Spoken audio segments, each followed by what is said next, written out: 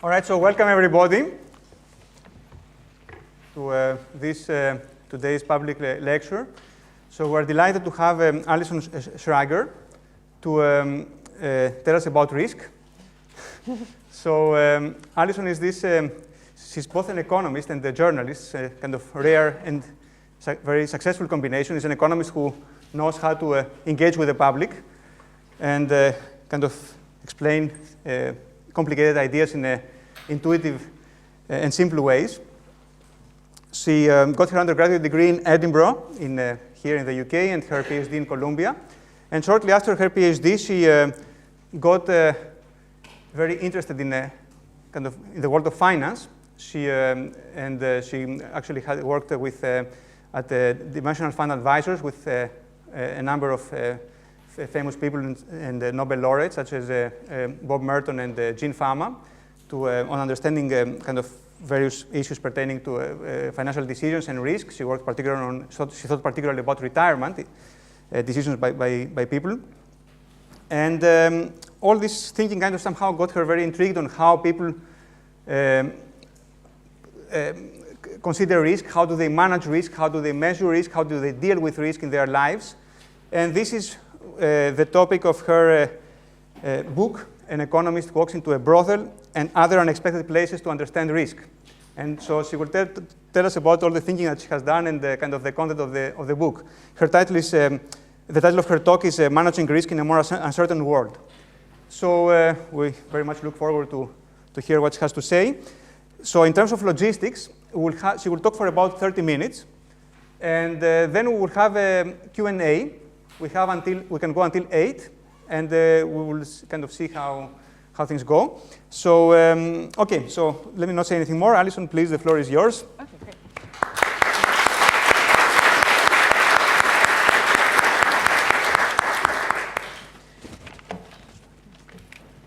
All right, so is this on? Can everyone hear me? Yep. OK, great. Thank you so much for having me. I'm so excited to be back in the UK.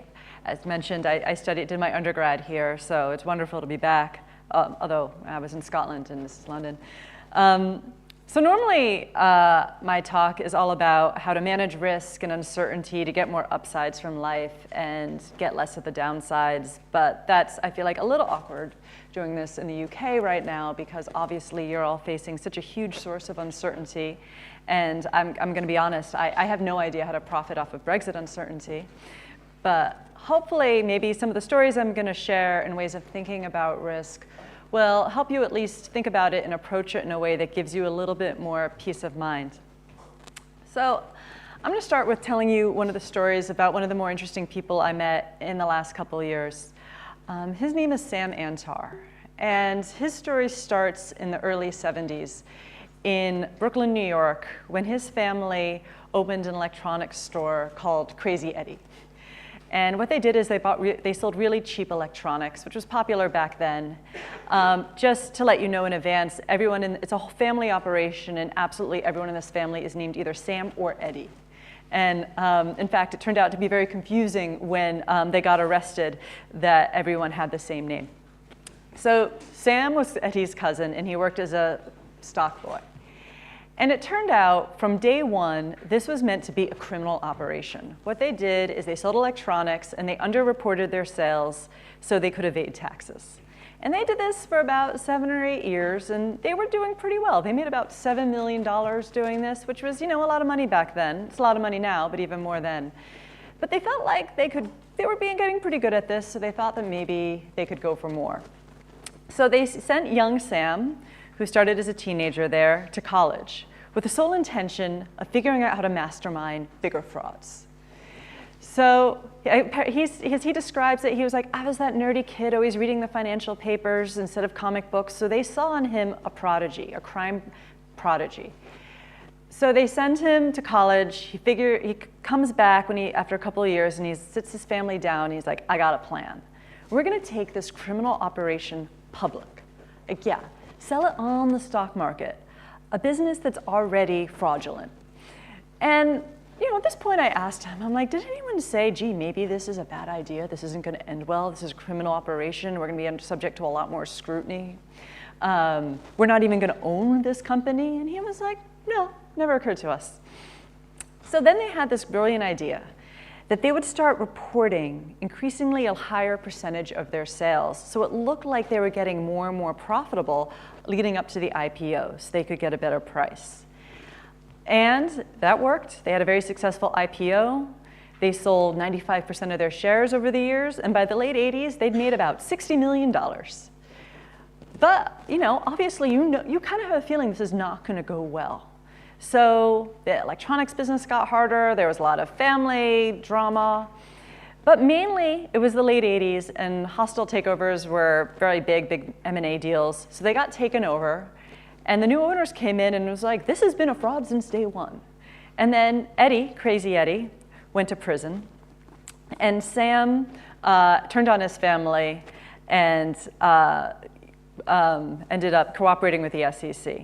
I should also mention, you probably haven't heard of CrazyEddie, but if I was speaking to an audience anywhere near New York City, even though this was, 30, 40 years ago, everyone still remembers CrazyEddie, because they might have had the most memorable advertisements that people still talk about. You probably might have even seen them here, because they featured this one man screaming and shouting really fast about electronics. It just typified New York. And these ads were everywhere, enough so they were parodied on Saturday Night Live. And they were even in that movie Splash. I don't know if anyone ever saw it from the 80s, that Tom Hanks, Daryl Hannah movie where she was a mermaid. It was even in that. So everyone still remembers these ads. And again, this is just astounding to me. You have a criminal operation. You're going to sell shares of it on the stock market, and you're going to have the most memorable ads of the decade. This was early viral. So again, I was like, Sam, what were you thinking? And he's just like, well, we were hiding in plain sight. I'm like, it doesn't work that way. So I feel like, what can we learn about risk from this? A couple things. One, more risk, more reward. Instead of 7 million, they made 60 million. I mean, there was upside to taking this gamble. Two, people are really bad at assessing risk sometimes.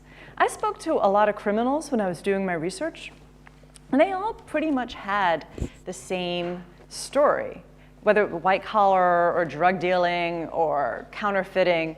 They all said the same thing. I never thought I'd get caught, or I thought I'd get caught in the beginning, and then I got away with it, so I figured I'd always get away with it. And they all have these elaborate, very excited to tell me these elaborate risk hedging stories. Sam had them too. Oh, they always involve pretty women. They're always like, we had a pretty girl serving as a distraction, so we thought we would get away with this enormous fraud or drug deal. I'm like, it doesn't work that way. But again, so this is the other lesson we can learn from this, is the ways we're really bad at risk. Even if we're not, aspiring to do securities fraud, often we really underestimate risks, or we overestimate risks in some cases. But that's why I want to tell you another story about another man I met named Hellmuth. So I'm not sure if anyone is one of these people, I know I'm not, who watches poker games on television. You can watch an 8-hour poker tournament. Some people like this, and it's not judging, but it brings some people joy. So if you do watch this, you will have heard of Hellmuth, who's one of the best poker players of his generation. And he is also notorious not only for winning, I think it was 14 World Series of poker bracelets, but for also being a complete lunatic. If he loses a game, he just loses it. He'll start screaming, he'll throw chairs. It doesn't matter that he's one of the best poker players of his generation and he happened to beat some amateur who got lucky. He'll scream at that person and say, you don't deserve to be here. Anyway, he just beat him. And even when I spoke to him, he was quite volatile, he was very sharp with me. He is clearly not someone who seems like he's in control of his emotions. So all the more fascinating to me that he is also notorious for being what they call in poker, patient. He only plays 12% of his hands, when most poker players pay maybe 30%, because when he plays, he is so disciplined.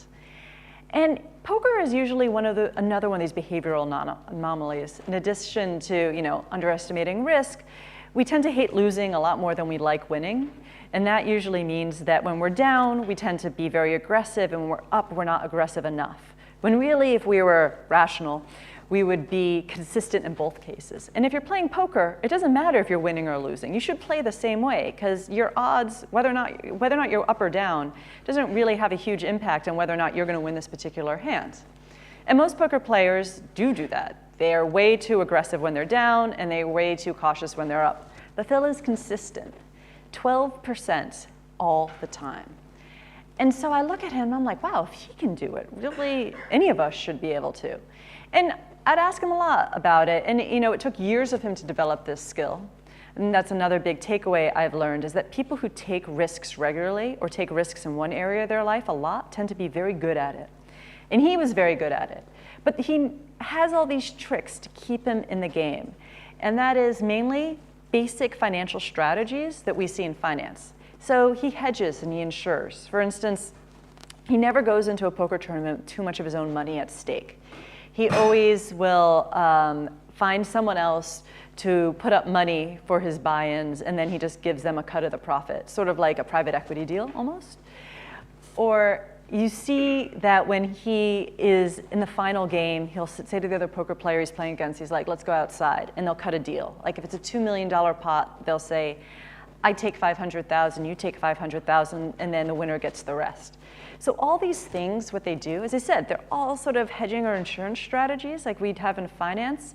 And that means he doesn't have as much money to lose. And this is what helps keep him rational in getting too emotional. So I talked about, opened with how you're all facing so much risk and uncertainty right now. And so you're probably like, well, I'm not a professional gambler or a criminal. But so what does this have to do with me? But the fact is, we all face these sort of risks in our lives. I mean, think about it. It's not just financial theory. Pretty much is looking at prices, asset prices, and tries to back out how much of that is risk compensation and how much do risk drive prices. But really, risk drives prices way outside of finance. For example, when you buy a discount plane ticket, the basic economy, the cheapest version, there's a reason why it's the cheapest version, other than the fact you have to sit in the back of the plane. You're also, might not realize this, but you're selling an option on your seat. So if the plane is full and they have to remove people from the plane, you're the first one if you have the cheapest ticket. Because what you've done is you've sold an option on your seat, and it's most likely to be in the money of all the other, of the sort of higher fare seats. And that's why you got the bigger discount, is you've sold a more valuable option. Or even a personal story, some example of how even I, who study risk, should know better. A local spa recently contacted me and said, hey, discount package if you buy 5 treatments at once. And I was like, great, this is a huge discount. I was psyched. Went out and did it. 2 months later, they're like, we're going bankrupt. We're not honoring your package. And I was like, wow, I took on, this was default risk I took on. That's why it was so cheap. Who knew? I'm like, I should have known. In fact, my mother's here. She was like, well, you should have known. You're a risk economist. But luckily, I had bond insurance in the form of Amex, because I put it on the Amex, and they actually got me my money back. So, joke's on them. But really, I got really interested in sharing risk and helping people understand it better. It wasn't just so we could be better consumers, but because I'm an economist who specializes in, when I'm not hanging out in brothels, specializes in retirement economics. As I said, I initially studied as a graduate student when I was a macroeconomist, and later I got into financial economics when I was at Dimensional Fund Advisors and approached it from a financial perspective. And in retirement, we're so concerned about the fact that in the last 20, 30, 40 years, depending on the country you're in, we took this huge risk problem and put it on everyone. It was a very hard risk problem. How do you make money last a lifetime? And it was really hard when companies had to do it with professional managers. And they could also sort of diversify and hedge across generations. But now we've put this much even harder problem on individuals and not really giving them any training of what risk is. Instead, we often look at someone like Sam and just say, well, people are bad at risk. People just can't understand it. But we don't really teach it or explain it. Even if you take basic finance, it's the tools are not really put in a bigger context of how to understand them. So when I was leaving DFA and had a background as a journalist, I had this idea that, well, maybe people can understand risk. We just have to explain it better. Because what is a financial parable?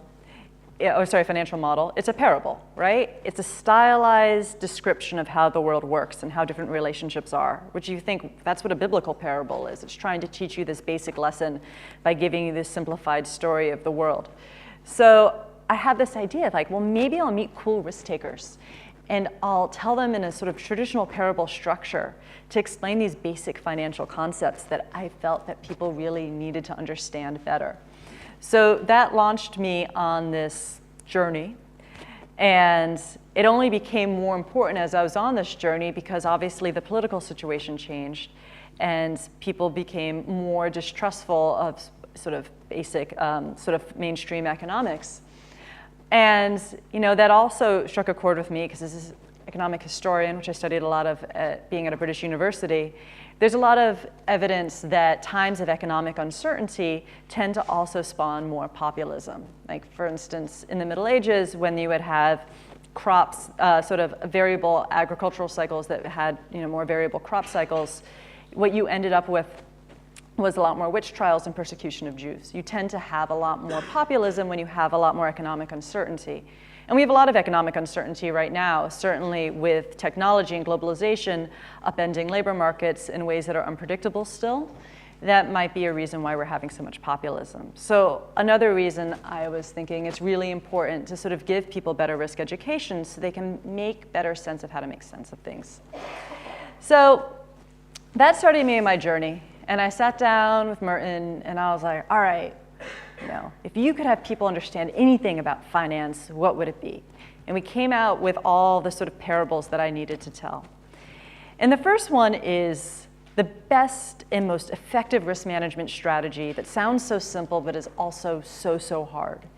And that is, first thing you need to do if you're ever taking a risk is have an objective in mind. Like, what are you taking a risk for? And it's really hard to know what it is you want or what you're looking for. Like a lot of you are students and maybe you're thinking, am I gonna do post-grad? That's a big risk. It's time out of the labor force, it's fees. So you have to be really clear on, is this degree get me closer to what I want? Or am I just looking at education as this sort of way of prolonging being in the labor market, or did I just assume any degree is a good degree? Which brings me to what you really need to know, how you can know if you are taking a good risk, if this is bringing you closer to what you want, which is the fundamental building blocks of all financial theory, as you can judge, which is the risk-free rate. We often don't give the risk-free, especially because you study bonds. The risk-free rate is sort of the sort of building block of all financial models, and it should be of any risk decision you make. So risk-free is what will get you to your goal with no risk. So in fact, no risk as possible brings you there. And it's not always intuitive because it depends on what your goal is. There's no universal risk-free asset. So if you're investing and you want to have, 100 pounds a year from now, it's pretty simple. Just put it in the bank or a government T-bill, and that 100 pounds will still be 100 pounds. But suppose that you have a different goal. Suppose it's 10,000 pounds in 20 years. That T-bill is not going to be risk-free because it's not going to give you any protection for inflation. Or suppose that you're saving for retirement and you don't want a pile of money in 20 years. You want a stream of income in 20 years. That's also a different risk-free asset than a T-bill. Although often when you are investing for retirement, they'll tell you that a short-term government bond is risk-free. Although if you're investing for the long term or investing for income, it's not. So it's the same thing in any risk decision you make. You can really clarify your goal and also help you make better decisions if you first define what risk-free means to you. So for example, suppose it's just a rainy night and you were invited to a party. So what's your goal here? Is it to have a pleasant evening? If so, risk-free would just stay in and watch Netflix. It's raining. It's not that nice. Netflix is going to be good. In fact, I have a personal theory that one of the reasons people become less social is it's just the risk-free, risk-free is your barometer of how much risk you need to take. And compared to when I was younger, when TV was bad, the risk-free option was not compelling at all. So now the risk-free option is way better. So the bar to go out is so much higher. So yeah, if your odds are a pleasant evening, yeah, stay and watch Netflix. That's risk-free. Now, of course, going to the party has more upside. It might be a really fun party. You might meet the love of your life. It might be amazing. But there's also a downside risk. You could get wet. You could get hit by a car. It could just be a bad party, and you've been thinking, I could have been watching Netflix. It would have been better. So your risk-free in that point is Netflix. It might not be what you want, because you might want more upside, but that's how you can sort of calibrate your risk. And as I said, when TV was bad, that party would seem a lot more compelling. Now, you might have a different objective, in which case it is, I want a date for next week. I want a date for this wedding I have. In which case, Netflix is not your risk-free option, because if you stay home and watch Netflix, you are definitely not going to meet a date for the wedding. Instead, you have to go to the party. So you can see how that's a good start to start thinking about risk and how to know how much you would need to take. The next big lesson is the behavioral stuff, the sort of behavioral biases we have that stand in the way of taking good risks. So this would be the example of Sam, who was really bad at assessing risk. The things he does are well-known biases, things like inferring serial correlation when there is none. Being good at tax evasion does not mean you're going to be good at securities fraud. Those two things, not correlated, but we tend to think that they are. Or overconfidence, or the other ones there where you think because you were good at one thing, it's because you were good, not lucky. All these biases played into why we're bad at assessing risk. But there's also evidence that gets a lot less attention that you can learn how to be good at probabilities. And the way it is again, storytelling. The work of Gerd Gigerenzer shows how people can actually make really smart risk decisions and even make good sense of probabilities. Like 50% versus 55% might mean nothing to you, but 50 out of 100 versus 55 out of 100 starts to become more meaningful. So you often want to translate probabilities into frequencies, or they should be given to you. An example that Gigerenzer often talks about is how several years ago there was a new birth control pill that came out. And the headlines were, birth control pill doubles the risks of a blood clot. So not only did no one not want this pill, but a lot of people went off the pill altogether. But really, when you looked at it, it did double the probability. It went from 1 in 7,000 to 2 in 7,000. So obviously, you want to think about frequencies because that will help you overcome a lot of your biases. Also, you can use Phil's techniques of calibrating your risk, taking just enough risk to begin with, and being thoughtful in what you're taking risks for. That also will help you overcome things like loss aversion. The next one is efficiency. So the way we think about risk in economics is, risk is the cost to getting more. You take a risk, you have the potential for more.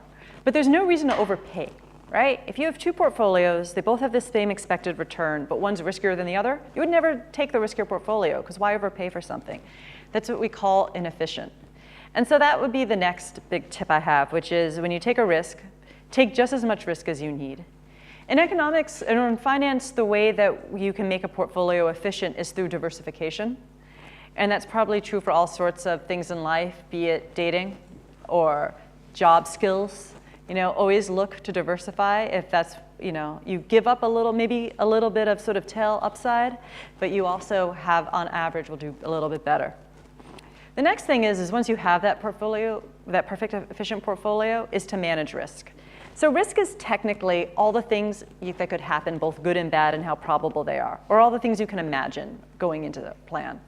So what risk management does is so if this is a probability distribution of all the things that could happen, is it shrinks this distribution. And there's two ways you can do that. You can either hedge, which is giving up upside in exchange for reducing downside. And another is insurance, where you keep that upside, but you pay someone money and they take away the downside for you. So this might sound a little esoteric, but I actually found some really nice examples of this all over the place. But one of my favorites was when I got to go to the North Shore of Hawaii for a big wave surfing risk conference. So I was delighted to find out that they actually have a risk conference. And it was even more bizarre how much it was like a pension risk conference. We were in a windowless conference room looking at PowerPoint slides, and there were like these really impassioned debate about who bears the cost of systemic risk, which I'll get to in a bit. But really, when I was looking at how surfers manage their risk, it's the same thing we do in finance, believe it or not. So example, a hedge in surfing. So when you see, so these are the people who surf like these 80-foot waves. And when you see them on TV, they're always like, you know, the wave's there. I just got to surf it. It's perfect. And I remember thinking when I was going to go with this, I'm like, I don't know if this is going to work, because that is not risk management. But when I got there, I found out it is not how it works at all. For instance, big waves, like large waves, travel in sets, say 5 big waves one after another. And that first wave might be that big, perfect wave that they talk about on TV, but a surfer would never take that wave. Because if you wipe out, there's 4 big waves that are going to be barreling on you, and there's a pretty good chance you're going to drown. So what you're going to do is wait for the 4th or 5th wave. Because if you wipe out, you'll survive. It might not be as good a wave, but it's a lot safer. And that's actually what they do. They don't take that first wave. And that's what we call in finance hedging, right? You're giving up upside in exchange for reducing downside risk. Now, the other really interesting story I found, because I love insurance, because I'm a Mertonian, and so I find anytime you can put a price on insurance, I'm excited.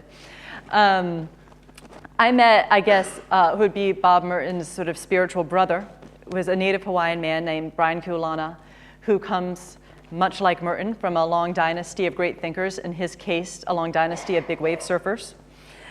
And he is known in the surfing community because he is a passionate risk scholar, self-taught, but he brought jet skis to big wave surfing. So a jet ski is effectively insurance. If you wipe out, there's this thing here to rescue you that will pull you out of the water and take you to shore. And Brian had this idea years ago in the 90s when he was a lifeguard, and he lost someone. He wasn't able to rescue him because the water was too rough. And a couple days later, he'd wiped out at some surfing competition. I think it was called the Eddy, which is big in big wave surfing. And again, rough water. He's a good swimmer, native Hawaiian, so he was able to rescue himself. But he was sitting in the water, just feeling terrible that this other surfer had died who he wasn't able to rescue. And just then, his friend, I'm not kidding, Squiddy, came along on a stand-up jet ski. And Brian was like, I can use technology to get to someone and rescue them. Squiddy was on a stand-up jet ski, so we couldn't rescue him at that point. But once he got home, he started looking at everything he could about jet skis and discovered that the Yamaha Wave Runner, a sit-down ski, had just been invented. And so he went into debt, bought one, and started rescuing people using them. And actually even initially got ticketed and arrested for doing this because they were only supposed to use for recreational purposes. But just like we do with financial derivatives, he lobbied and had the regulations changed to make it legal to rescue people using jet skis. So again, this is like a financial derivative, right? It's just insurance that will protect you if you wipe out. Of course, when you think of financial derivatives, people don't think of insurance, they think of risk, because people can use them as leverage, right, to take more risk. Well, you can do the same thing with a jet ski when you're surfing. So the bigger the wave, the faster it travels. So for many years, big wave surfers were limited. They could only surf waves that were, say, 40, maybe 50 feet on a good day. But then, with the jet ski, they discovered, because they were there in the water, there to rescue them, oh, this jet ski can push me on a bigger wave. So now when you see these pictures of people surfing 80-foot waves, they're pushed out on a jet ski. So it's either insurance or leverage. And this is obviously causing some problems in the big wave surf community, just like financial derivatives are in finance. Because now you have all these people surfing way bigger waves than they should be surfing, or they have the skill to surf. And this is it causes harm to other people. It diverts safety resources. The people rescuing them are now exposed to danger. So the big discussion happening at big wave surf risk conferences, or the same thing that happens at financial risk conferences, is when you have a technology that creates some sort of systemic risk, who bears that responsibility? And what are the right regulations so people internalize these costs? And I actually don't have any good answers because they're debating them as passionately as financial economists are and pension risk economists are. Surfers seem a little bit more reluctant to invite regulation into their lives. I mean, I'm there at this conference, the only non-surfer, and I'm like, have you thought about regulation? Maybe big wave surfing should be licensed. And everyone's like, no, of course not. This is our thing. But, it seems like that would be a natural thing. That's what I think, but they all disagree. And so the very last one I'm going to talk about, the last idea, is uncertainty. So I've been talking about risk. So risk, as I said, is technically all the things that can happen. Good, bad, it's a probability distribution, but it's all the things you can imagine happening. And you're probably thinking, well, yeah, it's easy to plan for what you can imagine happening. But what about what I can't imagine happening with these so-called off-distribution risks? Like you have a plan and something completely different happens. That would probably be like a lot of the outcomes from Brexit. Like you can think through all these situations, but you probably just, whatever's probably going to happen is what you did not count on. And so for that story, that was the one story I knew from the get-go when I figured out all these risk topics I wanted to cover. I always knew what that story was going to be, and I always knew it would be the military. Because I can't think of any other organization that puts so much effort into planning and nothing ever goes according to plan. And they're obsessed with risk management. I actually got to spend a lot of time when I was doing my military risk chapter with H.R. McMaster, who in America is well known as for being Donald Trump's second national security advisor. And rumor has it he still calls him and tells him he misses him. But before he was known as being part of the Trump administration, he was actually known as a great risk scholar because he was one of the most successful tank commanders in the first Gulf War. Because we went into Iraq the first time to liberate Kuwait based on the last war, which was Vietnam. So everyone was like, this is going to be tough. A lot of people are going to die, but for whatever reason, we're going to do this. And then they got in there, and it was pretty easy. You know, the soldiers put down their weapons, and they just rolled right over them. And also, they had new technology in the form of GPS. So all the satellite technology gave them this huge advantage over Saddam's army.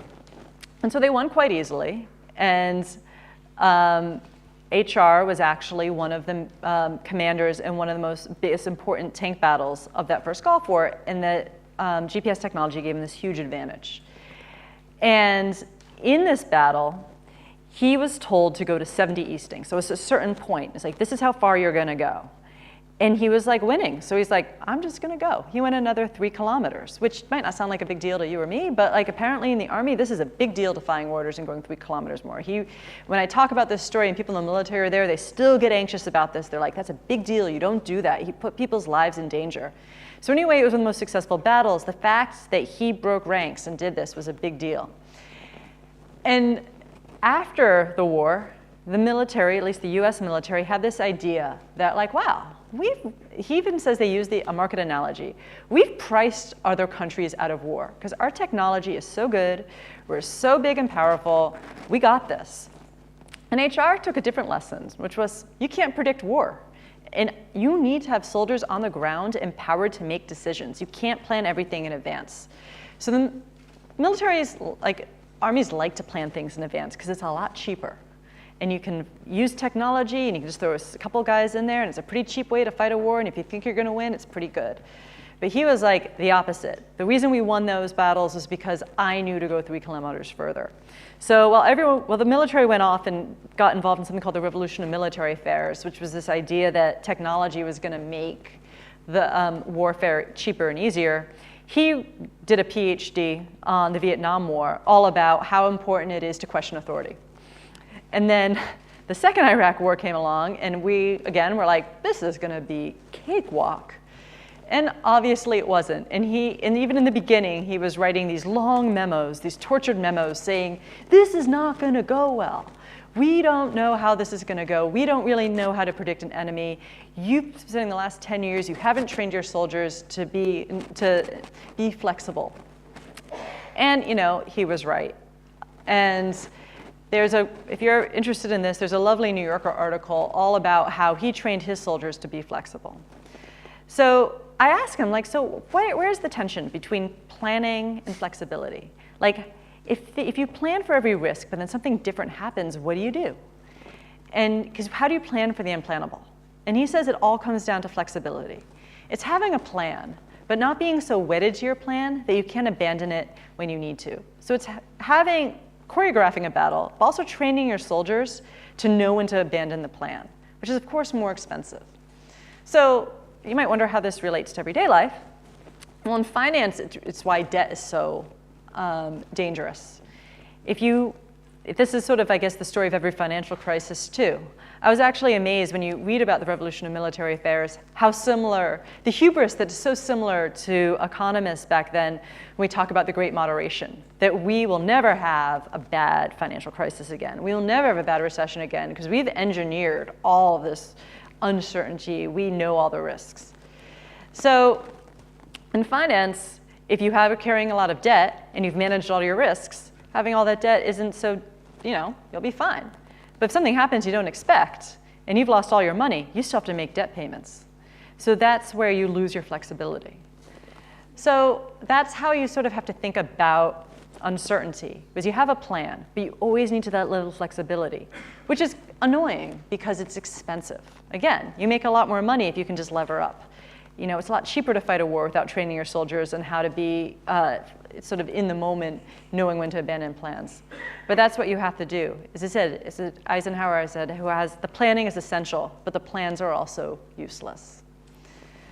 So I think we're at our time before we go to questions, but I hope you find it useful. Again, as I said, I don't know how to tell you how to manage the uncertainties that you're facing right now, but hopefully I've given you a bit of a logical structure to at least sort of make sense of them or take the uncertainty as they go. Thank you very much. Okay, thanks very much, Allison, for this very interesting presentation and for how to think about risk and how people go about it. So now we're going to move to questions. So let me, first of all, remind everybody that the event is being recorded. I should have done this at the beginning, I forgot. So second, when you ask a question, say your name. And okay, keep it short. It's meant to be a question, not a speech. And we'll take them in batches of 3. But first of all, let me ask a question too. Okay. Let me start with questions. So, Allison, would you like to tell us a bit? So you told us kind of how people, prescriptively, how people should think about uncertainty to avoid mistakes. So, and you also told us kind of a bit about retirement as being such an important decision for people. Yeah. So, what do you think are the most important mistakes that people make on this decision? On retirement? On retirement, yes. I think the biggest one is misdefining risk-free. When we are investing for retirement, we define risk-free, as I said, a short-term bond. Because what that means is if you're in a short-term bond, you know that your asset balance won't fall too much, which is what people are looking at. They're looking at their asset balance now that we've moved to defined contribution plans. But really, in retirement, it's not quite as bad here, because up until recently, people had to buy annuities. You're thinking about a stream of income that has to last 20, 25 years. Actually, you don't know how long it's going to last. And if that value of that stream of income moves with long-term rates. So if you're in something that's trying to keep your balance stable, what your goal is going like this, and your asset balance is going like this, and what you have is a short duration. And I think this is where people go wrong. They get so focused on the asset balance and not the income. One, when they actually retire, they don't know what to do with their money. And if they do buy an annuity, it's a big risk to sort of make this huge purchase that they haven't hedged. And also, a lot of people, at least in America, I'm not sure what's after pension freedom, how things are going here, people are afraid to spend their money because they've gotten so focused on the asset balance, the idea of spending it down becomes terrifying, and they have no idea how much they're supposed to spend. So I think the misdefining of risk-free is what sort of is setting a lot of people up for failure. Okay, very good. So thanks a lot. So let's take questions. So there are also these microphones kind of moving around. So just raise your hand. And okay, so let me just take a few. So 1 in the back, in the very back there, 2, and 3. So we'll take those 3 for now. Thank you for the talk. My name is Andrew Empson. My question refers to your comment at the end, which I agree with, about having people empowered throughout the organization to make decisions relevant to their area of control. But my question is around the information flow required to make sure that they can take the right decisions and have the overall view of what's happening beyond their immediate kind of context. Okay, thank you. So second question, yeah, there. Do you see any relationship between Tversky and Kahneman's ideas and the ideas you have. Mm-hmm. Okay. There was one last question. Yeah, here.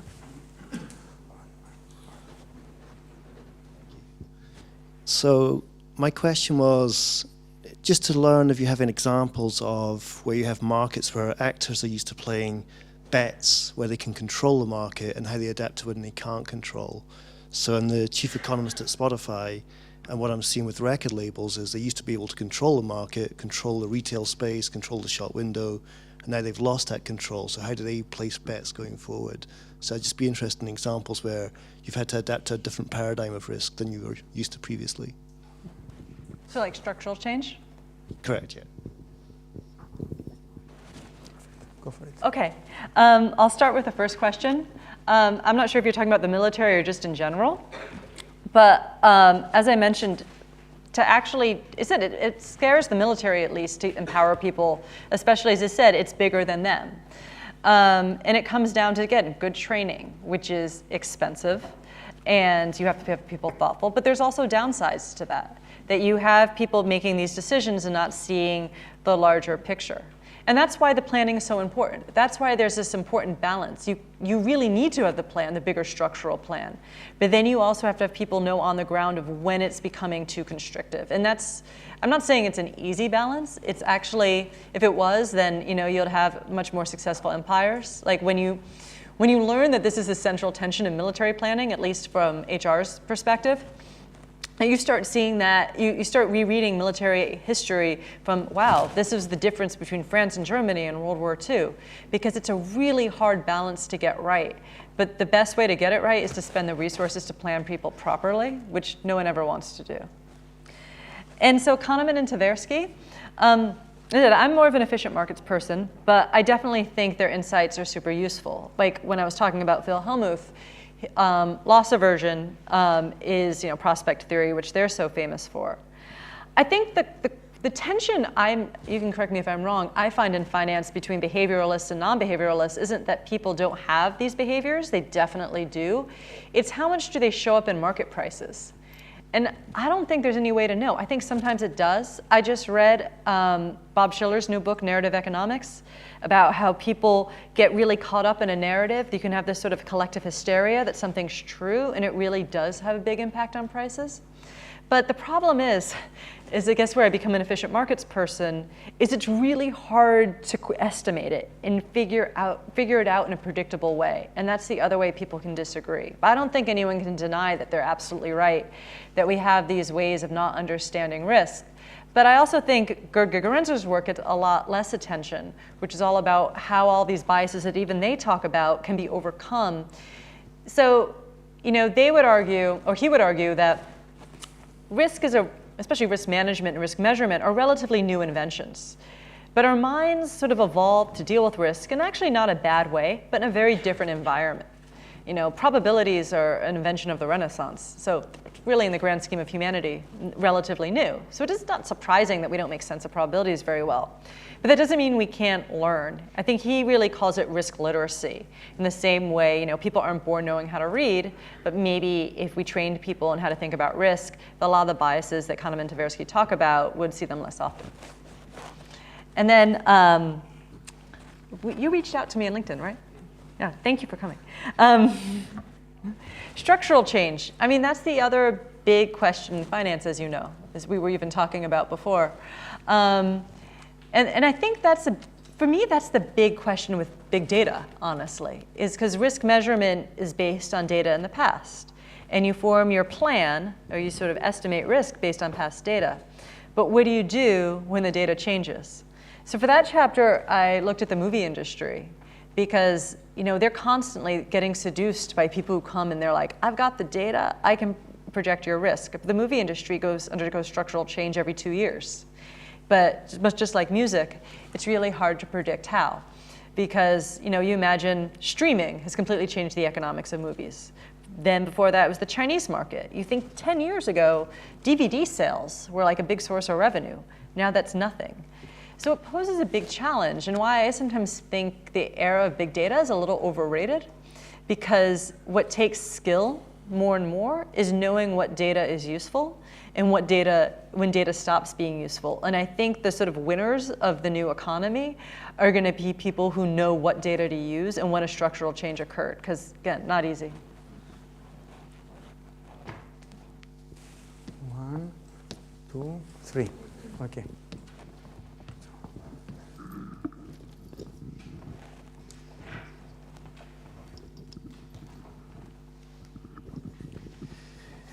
So there are a lot of cases where the distribution of risk is not Gaussian, but it's, let's say, fat tails, and that's where insurance is helpful. But you have situations where, where it's uninsurable, especially on a societal basis, where a state cannot find insurance. So I was wondering if you know of sort of new creative ways for a state. Well, so one solution, of course, is the precautionary principle. But are there sort of creative ways to insure these fat tail risks? Fat tail risks. Okay. Yeah. Yeah. Okay, sure. Go. Yeah, you can go. Yeah. Hi. Good evening. Just state your name only. Don't forget to say your name when you ask a question. Well, good evening. My name is Nick Turner, and good evening. The question I had, not to be obsessed with financial markets, but you've mentioned it several times in your wonderful presentation. The fact that most decisions and most trades are now made by machines and algorithms, as a risk specialist, does that make you feel more reassured or nervous today, and where does this go over the next 5 to 10 years? Okay.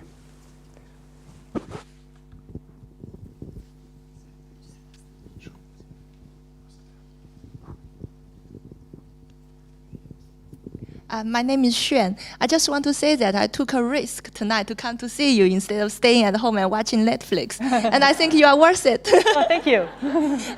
My question is, people in this country really like brick and mortar. So instead of buying an annuity, they might buy a couple of flats as buy-to-let investment and use that as their pension. What do you think the risks are and how to manage them? Okay. So the insurance question, is sort of, as I said, this huge question. I mean, different ways you can do it. Obviously, the government, I think that's one of the big questions. Roles of government is how to insure against big risks that are uninsurable.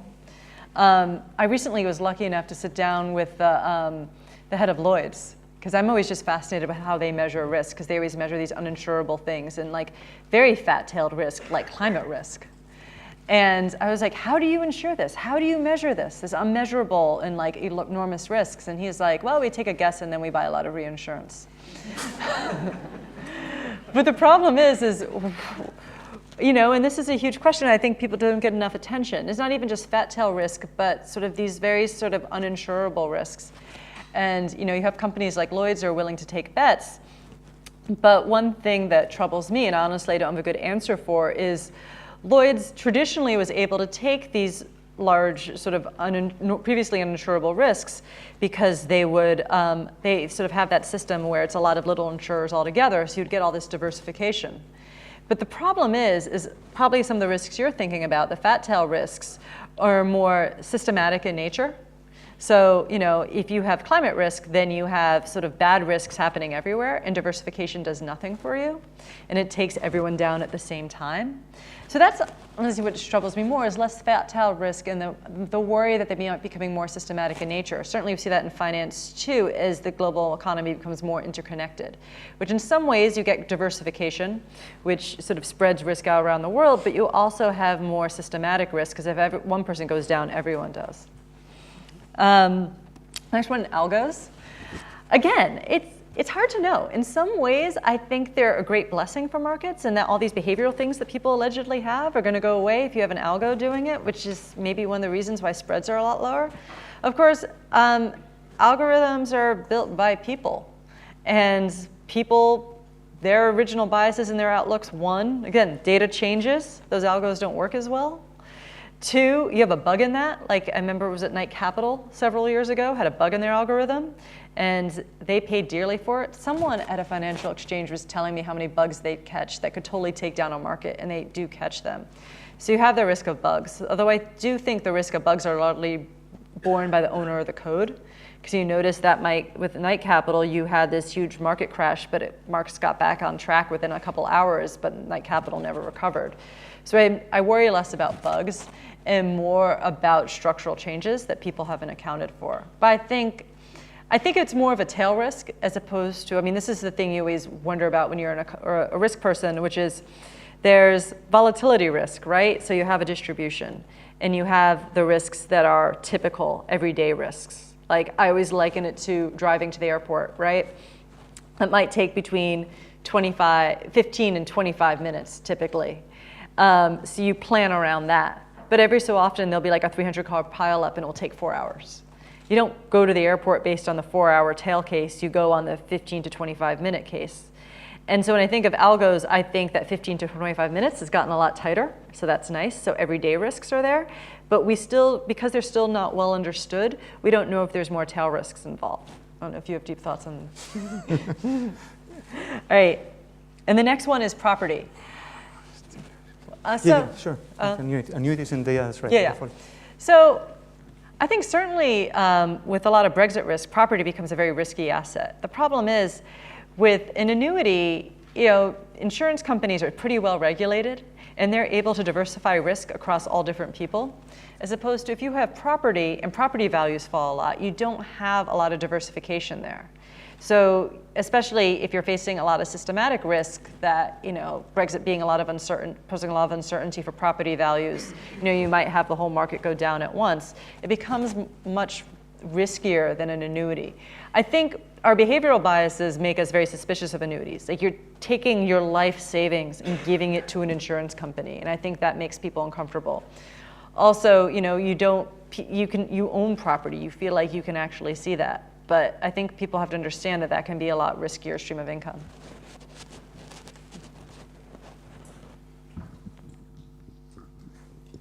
Okay, one, yeah, please. Let me see. Any more questions? 2. Okay, let's take those 2 questions for now. Hello, my name is Rola. I was wondering if you think all risk should be managed. I mean, risk is also opportunity. What risks shouldn't be managed? Okay. And one more in the back.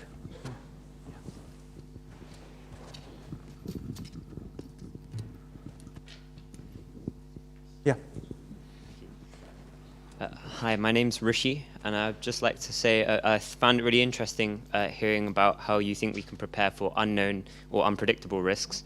But what happens if we misidentify risk? So if we think something is a risk when it isn't, or vice versa. Do you think this is a big problem? And if so, how can we combat this? All right, so I think this is the difference between risk management and risk avoidance. So if you're managing a risk, you're still taking risk.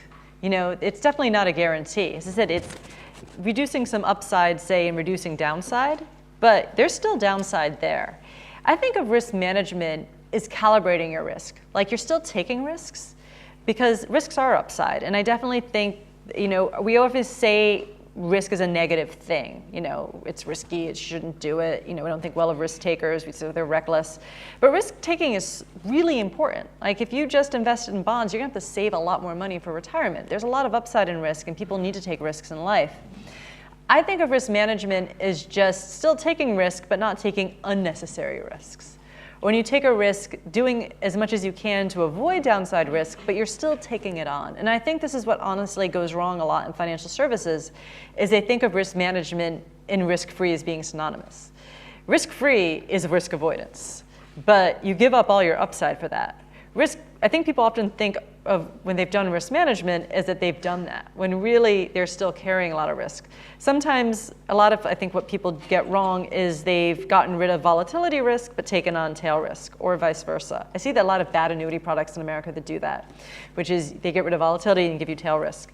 So I think the key is understanding when your risk management is just not taking unnecessary risks, but still going for it. And the next one is risks you can't, I'm sorry, what was your question again? I wrote it down, but I can't read my handwriting. Sorry, it was just what happens if we misidentify a risk?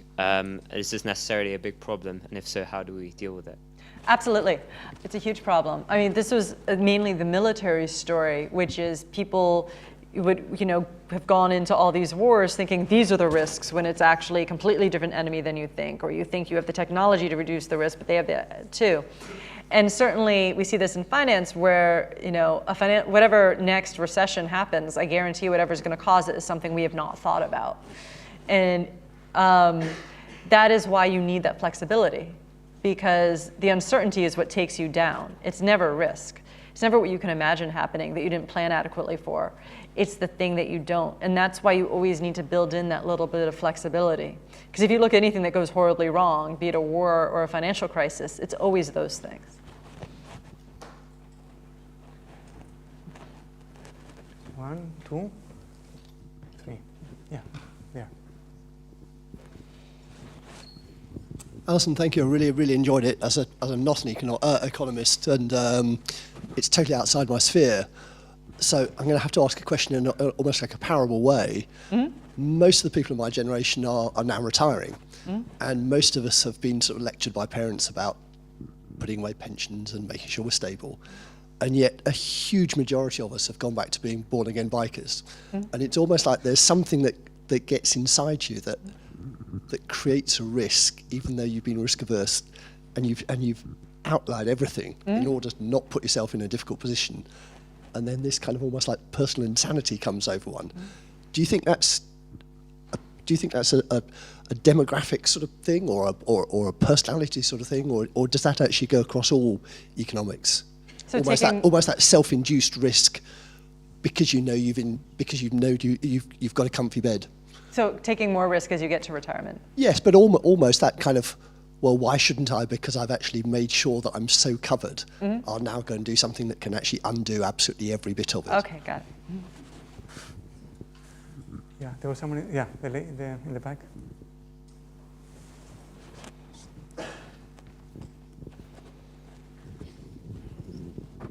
Hello, my name is Katarina Keppe, and I wanted to ask, is there really always a risk-free asset and a risk-free option? So talking about to have a date next week, is there really always a way I get this risk-free? And if not, is sometimes the risk-free option maybe a cost that I have to bear? And what do risk-averse people maybe do? Do they have to adjust their goals, or what do they have to do? Okay, and there was one, yeah, next round.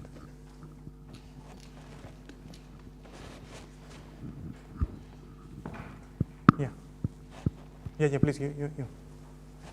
Thank you, that was extremely interesting. My name's Elizabeth, and I was wondering, in the discussions around retirement, and I just started having this conversation with myself, just turning 30, having this conversation with myself, about is there a discussion now happening amongst people that speak about retirement to do with climate change, and what kind of investments can we make to ensure that there is actually a world to retire in? Okay. So the first question about people who are very sensible and then they reach retirement and just either because they've got pent-up risks, they feel safe that they're going to take more risks. I think, again, that's maybe human. Maybe as well as you're staring down mortality, you want to take bigger risks. And if you're hedged and insured, I mean, that can be a sensible thing to do. I think it just depends on taking risks in a way that you're comfortable with. I think as well, kind of tying into your question, I'm wondering as well if that's driven by the fact that risk-free has gotten so expensive. Bond yields are so low that going with low risk or sort of an annuity has just gotten so prohibitively expensive. I think a lot of people have no choice but to take risks. Just because before, if you were getting a 7% bond yields, you didn't have to take risks. And this speaks to your question, which is sometimes the risk-free option is either unavailable or just too expensive. Certainly for your date, I mean, yes, yeah, you could stay in, but does that really get you to your goal? I mean, maybe he's going to be great. But there is no risk-free way to date. So it's just a risk you have to bear. Although maybe you can diversify by making sure you're dating other people. Or have some insurance plan, like someone call you if the date's not going well so you can leave. I mean, that's not risk-free, but it's definitely risk management. And then for climate change, it's a tough one. I think, the odds are good that the planet's going to be here and so will you. I mean, there's a tail risk, no, but I think the odds are good. But if it's something that you're really concerned about, I mean, there's certainly a lot of great investment options now to invest your retirement assets in companies that share your values, that aren't doing things that harm the environment. I mean, I think that's going to be a big thing going forward, is more activist investors who really want to invest their monies with a company that is consistent with their values, and that's definitely something you can do. So you had a question, and let's take maybe any. Okay, here. Okay, and okay, yes, please. So the gentleman there, and.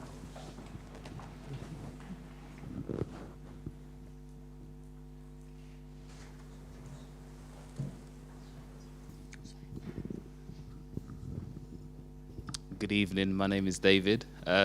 Speaking on your topic earlier, where you were a bit brief about Brexit, can you explain why members of the public voted for Brexit, knowing it provided great risk to the economy and personal finances? Sorry. Okay.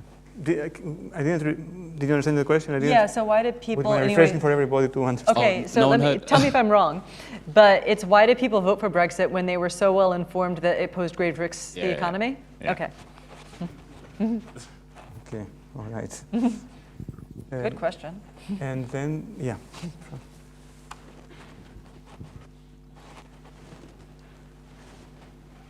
Hi, my name's Zal, and I've worked my entire career in the public sector, and my observation of government is not very good at managing risk.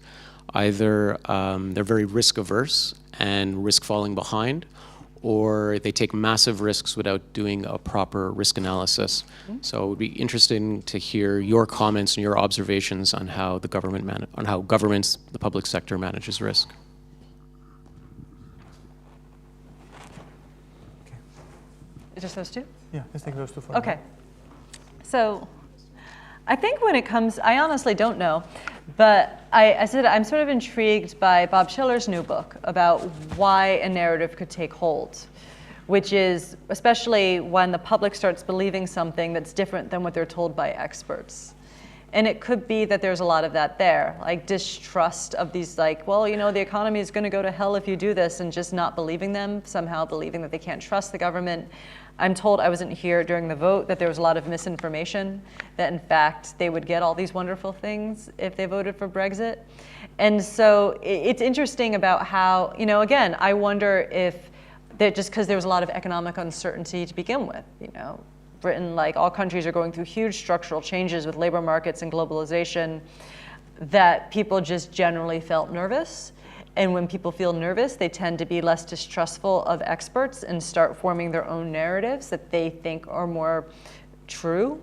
And maybe it was like, well, we're not going to believe this guy because they have something to gain from it. In the meantime, I have something to gain from this. So it's not a very well understood theory yet. I mean, Bob Shiller's insisting that we need to put this into economic models. I think that's a little early. But I think it's certainly, as we are moving into more economic uncertain times, we're definitely going to see more and more behavior like this. All right, and then, so the government.